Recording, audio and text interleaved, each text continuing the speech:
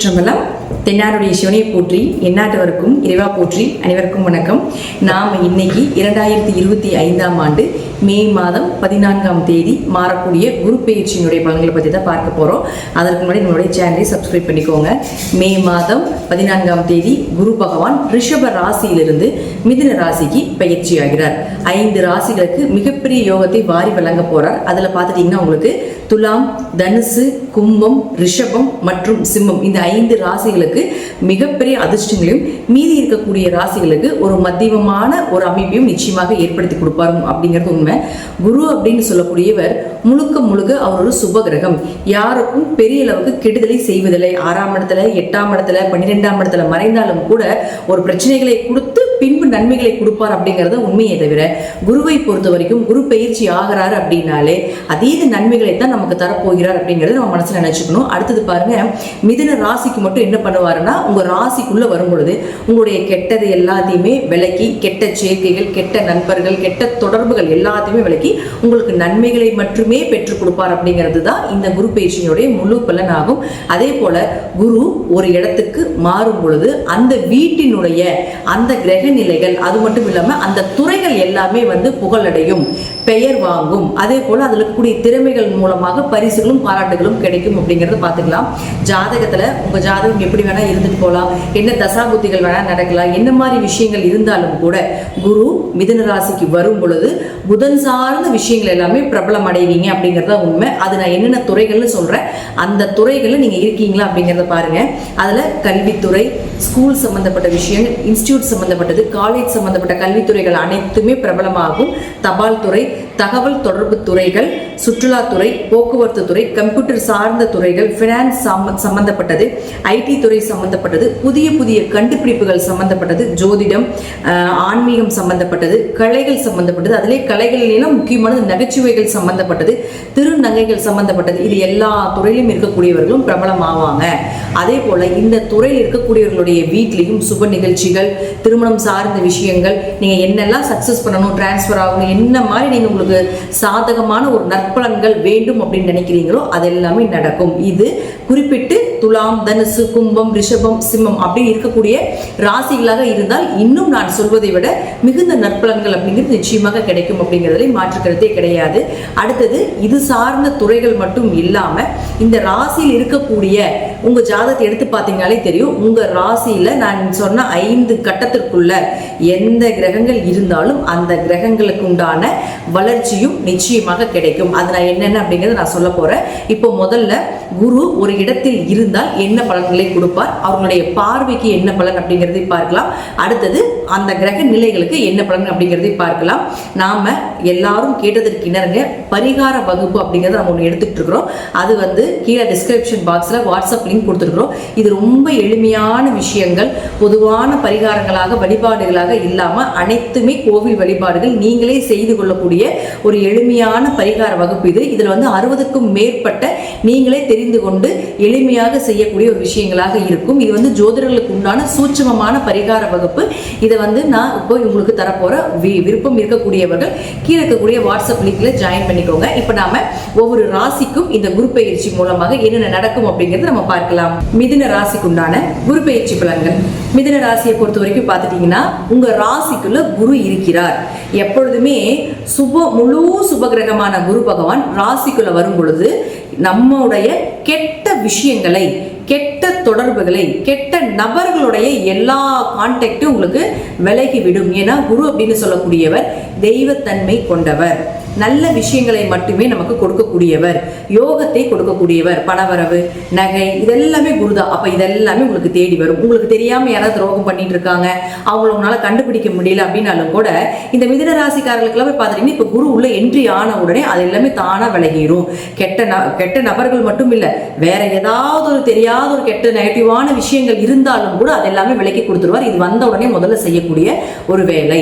அடுத்தது பாருங்க, ஒரு நல்ல நபர்களுடைய தொடர்பு, உங்களுடைய தொழிலாக இருந்தாலும் சரி, உங்களுடைய வேலைகள் எதுவாக இருந்தாலும் சரி, ஒரு நல்ல கான்டாக்டை உங்களுக்கு நிச்சயமாக ஏற்படுத்தி கொடுப்பார். அவர்களை நம்பி நீங்க செய்யும் பொழுது உங்களுக்கு நல்ல ஒரு வெற்றிகளை கொடுத்தே தீரும் அப்படிங்கிறது மாற்றமில்லை. அடுத்தது பாருங்க, இந்த குரு அப்படின்னு சொல்லக்கூடியவர் 7 மற்றும் 10ஆம் அதிபதி. இந்த 7 அப்படிங்கிறது திருமணம்னு சொல்றோம் இல்லைங்களா, திருமணம், பார்ட்னர் போட்டு தொழில் பண்ணக்கூடிய ஒரு இடம், இது எல்லாமே 7ஆம் இடம் தான். அந்த 7ஆம் இடத்து அதிபதி லக்னத்துக்கு, அதாவது உங்க ராசிக்குள்ள வரும் பொழுது திருமண வரன் கண்டிப்பாக நடந்தே தீரும். அதுவும் நீங்க எதிர்பார்த்ததுபடி நீங்க நல்ல வரனா, உங்களுக்கு என்ன மாதிரி வரன்கள் வேணும், நீங்க எப்படி எதிர்பார்த்திருக்கிறீங்களோ அதே போல நல்ல வரன்கள் கிடைத்தே தீரும் அப்படிங்கிறது மாற்றமே கிடையாது. 7ஆம் இடம் அப்படிங்கிறது பார்ட்னர் போட்டு தொழில் பண்ணிட்டு இருக்கிறீங்க. கடந்த காலத்துல எல்லாமே பார்த்தீங்கன்னா மிதுனராசிக்காரர்களுக்கு பார்ட்னர் போட்டு தொழில் பண்ணி ஒரு இழப்புகள், ஒரு அவமானங்கள் இதெல்லாம் நடந்துட்டு இருந்தாலும் கூட இனி வரக்கூடிய காலகட்டங்களில் ஒரு நல்ல லாபங்களை கொடுக்கக்கூடிய ஒரு அமைப்பு, நல்ல பெயர் புகழோட அந்யூன்யமாக இருக்கக்கூடிய ஒரு அமைப்பு இதெல்லாமே ஏற்படுத்தி கொடுத்து விடுவார். 7ஆம் இடம் அப்படிங்கிறது பரிகார ஸ்தானம்னு சொல்றோம். இந்த 7 அப்படிங்கிறது உங்க ஜாதகத்துல எப்பேற்பட்ட தோஷங்கள் இருந்தாலும் சரி, உங்க ஜாதகத்துல ஜோதிடர் நம்ம சொல்லிப்போம் இல்லைங்களா, இந்த தோஷம் பெண் சாபம் இருக்கு, பித்திரு சாபம் இருக்குது, மாத்துரு சாபம் இருக்குது, தந்தையினுடைய சாபம் நிறைய சொல்லியிருப்போம் இல்லைங்களா. அது போல ஏதாவது ஒரு விஷயங்கள் இருந்தால் இந்த காலகட்டங்களில் குரு உங்க ராசிக்குள்ள இருக்கும் பொழுது நீங்க சென்று பரிகாரங்களோ அல்லது வழிபாடுகளோ நீங்க செய்தால் சர்வ தோஷங்களையும் நிவர்த்தி செய்து கொடுக்கும். ஏன்னா குரு பார்க்க கோடி நன்மைகள், சகல தோஷங்களும் நிவர்த்தி செய்யக்கூடிய ஒரு கிரகம் தான் குரு. அப்போ மிதுனராசிக்காரர்கள் இந்த வருடம் இந்த குரு வரக்கூடிய இந்த காலகட்டங்கள் எல்லாமே பார்த்துட்டீங்கன்னா நிறைய வழிபாடுகள் செய்ய செய்ய செய்ய செய்ய உங்களுக்கு நன்மைகளை ஏற்படுத்தி கொடுத்தே தீரும் அப்படிங்கிறதுல மாற்றமே கிடையாது. அப்ப அவரே உங்களுக்கு 10ஆம் அதிபதியுமாகி ராசிக்குள்ள நிற்கும் பொழுது புதிய தொழில் தொடங்குவதற்கு உண்டான வாய்ப்புகள், தொழில் பண்ணிட்டு இருந்தீங்கனாலும் கூட அதுல வந்து இன்னொரு பிரான்ச்சஸ் ஓபன் பண்றது, அதே போல தொழிலை விரிவுபடுத்தக்கூடிய ஒரு அமைப்பு இதெல்லாமே ஏற்படுத்தி கொடுப்பார். 10ஆம் இடம் அப்படிங்கிறது தொழில் மட்டும் இல்லாம உங்களுடைய பதவியை சொல்லக்கூடிய ஒரு இடம்.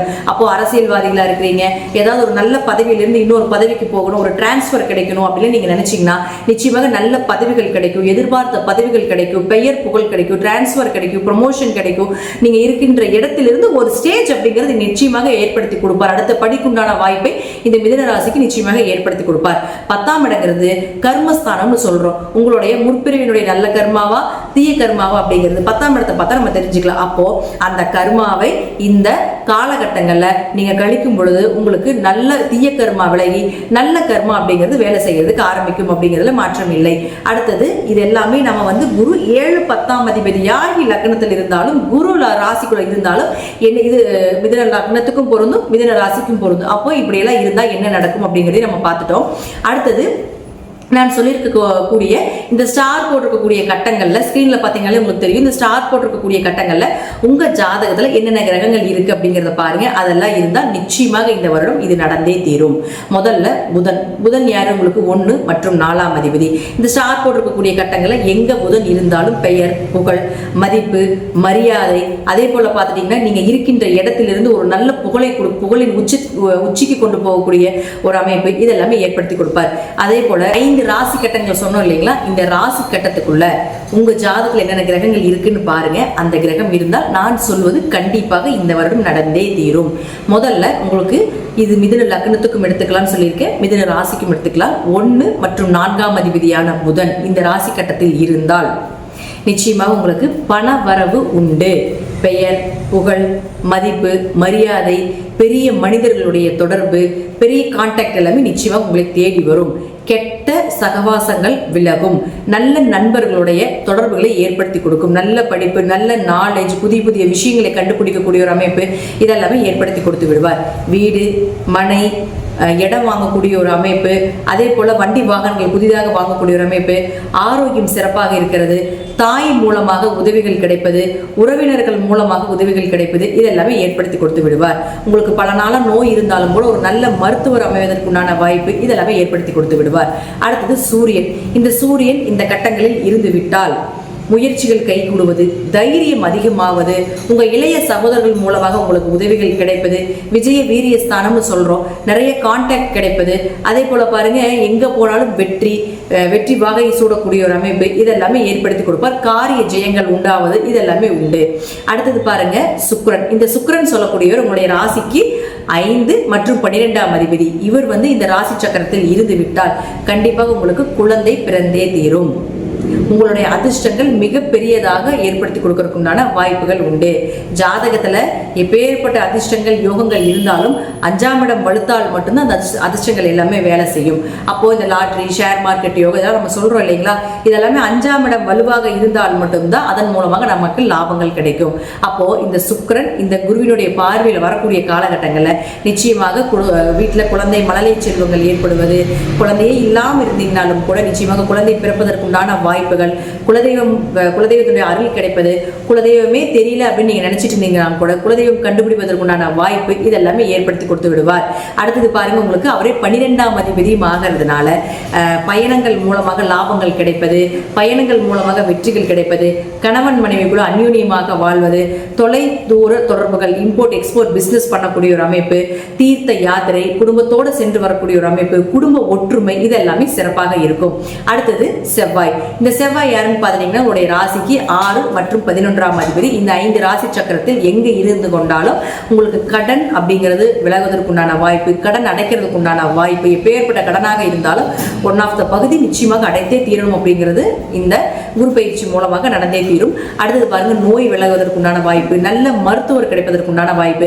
6ஆம் இடம் அப்படிங்கிறது அரசு வேலை, அதே போல அரசு சம்பந்தப்பட்ட எக்ஸாம் எல்லாமே போட்டித் தேர்வுகள் நம்ம சொல்றோம் இல்லைங்களா, இதெல்லாம் 6ஆம் இடம் தான். அப்போ அதில் வெற்றி பெறுவது, நல்ல மார்க் கிடைப்பது, நல்ல வேலை வாய்ப்புகள், ஒரு வேலையிலிருந்து இன்னொரு வேலை மாற்றங்கள் நடப்பதற்குண்டான வாய்ப்பு இதெல்லாமே ஏற்படுத்தி கொடுத்து விடுவார். அது மட்டும் இல்லாமல் 6ஆம் இடம் அப்படிங்கிறது பார்த்துட்டீங்கன்னா உங்களுடைய எதிரிகளை சொல்லக்கூடிய இடம். அப்போ எப்பேற்பட்ட எதிரியாக இருந்தாலும் நீங்க ஜெயிச்சு வந்துருவீங்க.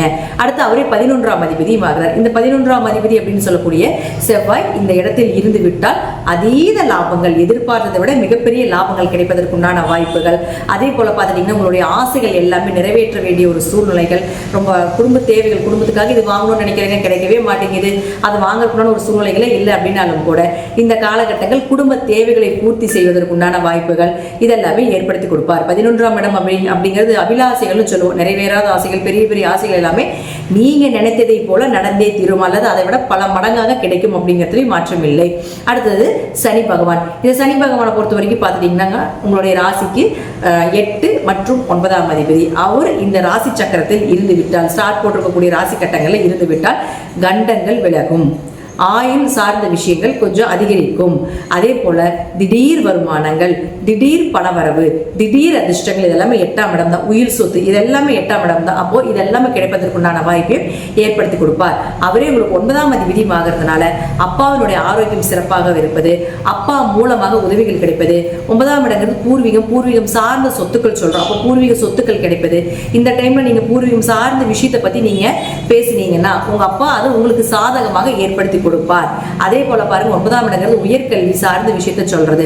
அப்போ உயர்கல்வி படிப்பதற்குண்டான வாய்ப்புகள், படிப்பை பாதியில் விட்டுட்டீங்கனாலும் கூட அதை கண்டினியூ பண்றதுக்குண்டான வாய்ப்பையும் ஏற்படுத்தி கொடுப்பார். 9ஆம் இடங்கிறது நல்ல குரு அமைவதுன்னு சொல்றோம். அப்ப நல்ல குரு அமைவதற்குண்டான வாய்ப்புகள் இதெல்லாமே ஏற்படுத்தி கொடுத்து விடுவார். அடுத்தது பாருங்க, உங்களுடைய ஜாதகத்துல 9ஆம் இடம் அப்படிங்கிறது கோவில் கட்டுமான பணி, கோவில் கட்டுவதற்கு உதவி செய்வது, ட்ரஸ்ட் மூலம் ட்ரஸ்ட் ஓபன் பண்றது, ட்ரஸ்ட் மூலமாக வருமானம் வருவது, இது எல்லாமே இந்த 9, 10 தொடர்பு ஏற்படுத்தி கொடுக்கும். அப்போ குரு அந்த சனியை பார்க்கக்கூடிய காலகட்டங்கள் 9ஆம் இடத்த அதிபதி யார் அப்படின்னு பார்த்துட்டீங்கன்னா உங்களுக்கு சனி பகவான், 10ஆம் இடம் யாரு? குரு பகவான். அப்போ குரு சனியை பார்க்கக்கூடிய காலகட்டங்கள் ட்ரஸ்ட் மூலமாக உங்களுக்கு பணம் கிடைப்பதற்குண்டான வாய்ப்புகள், தர்ம கர்மாதிபதி யோகம் வேலை செய்து ஆண் வாரிசு பிறப்பது, பெயர் புகழ் கிடைப்பது இதெல்லாமே நிச்சயமாக ஏற்படுத்தி கொடுப்பார். மிதுன ராசிக்கு ராகு கேதுக்கள், இந்த ராகுவை குரு பார்க்கக்கூடிய காலகட்டங்கள் பெரிய பணம் கிடைக்கும். குரு ராகு அப்படின்னாலே பெரிய பணம், பெரிய கான்டாக்ட்ல கொடுக்கறது தான். அப்ப பெரிய பணம் கிடைப்பது, திடீர் வருமானங்கள், திடீர் அதிர்ஷ்டங்கள், பல்க் அமௌண்ட் எல்லாம் இந்த குரு ராகு பார்க்கக்கூடிய காலகட்டங்கள் தான். அப்ப இதெல்லாமே கிடைக்கும். கேதுவை பார்க்கக்கூடிய காலகட்டங்கள் ஆன்மீகம், ஆன்மீக உணர்வுகள், ஆன்மீக சிந்தனைகள், தெய்வம் உங்ககிட்ட பேசக்கூடிய ஒரு அமைப்பு, குழந்தைகள் மூலமாக, கனவுகள் மூலமாக உங்களுக்கு இறைவன் வழிவிடுவது, இறைவன் உங்களுக்கு இந்த பிரபஞ்ச சக்திகள் மூலமாக உங்களுக்கு இறைவனே உங்களுக்கு அருள் கொடுக்கக்கூடிய ஒரு அமைப்பு எல்லாமே இந்த குரு கேதுவை பார்க்கக்கூடிய காலகட்டங்கள் இருக்கும் அப்படிங்கிறது மாற்றமில்லை. ராகு கேதுக்களை குரு பார்க்கக்கூடிய காலகட்டங்கள்ல நீங்க செய்து வழிபாடுகள் செய்தீங்கன்னா உங்க ஜாதகத்துல ராகு கேது தோஷம் இருக்கு, சர்ப்ப தோஷம் இருக்குது, நாக தோஷம் இருக்குது, எந்த தோஷங்கள் இருந்தாலும் இந்த குரு நிவர்த்தி செய்து கொடுப்பார். குரு பார்க்க கோடி நன்மைகள். குரு சர்வ தோஷங்களும் நிவர்த்தி செய்யக்கூடிய ஒரு மிகப்பெரிய சுப கிரகமாக இருக்கிறதுனால சர்வ தோஷங்களும் உங்களுக்கு நிச்சயமாக நிவர்த்தியை ஏற்படுத்தி கொடுப்பார் அப்படிங்கிறதுல மாற்றம் இல்லை. அரசியல் துறையில் இருக்கக்கூடியவங்க, சினிமா துறை, கலைகள் துறையில் இருக்கக்கூடியவர்களுக்கு எல்லாமே பெயர், புகழ், பதவி இதெல்லாமே நிச்சயமா வந்தே தீரும். மாணவர்கள் இத்தனை நாள் மந்தமாக இருந்தாலும் கூட நல்ல மார்க் ஸ்கோர் பண்ணக்கூடிய ஒரு அமைப்பு.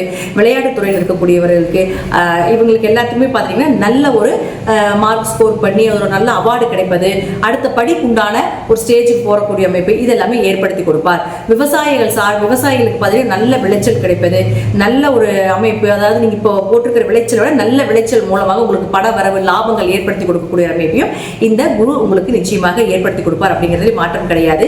மிதுன ராசியை பொறுத்த வரைக்கும் இந்த வருடம் நீங்க வழிபட வேண்டிய ஒரே தெய்வம் பார்த்துட்டீங்கன்னா முருகனை வழிபாடு செய்யும் பொழுது அதீத லாபங்களையும், அதே போல உங்களுடைய எண்ணங்கள் எல்லாமே உங்களுக்கு சிறப்பாக இருக்கக்கூடிய அமைப்பையும் இந்த முருகனுடைய வழிபாடு உங்களுக்கு ஏற்படுத்தி கொடுக்கும் அப்படிங்கிறதுல மாற்றம் இல்லை. தசாபுத்திப்படி நான் சொல்லக்கூடிய கருத்துக்கள் சிறிது மாறுபடலாம். நன்றி. மீண்டும் ஒரு நல்ல பதிவில் சந்திக்கலாம். திருச்சிற்றம்பலம், தில்லையம்பலம், ஸ்ரீ நரசிம்ம திருவிகளே சரணம்.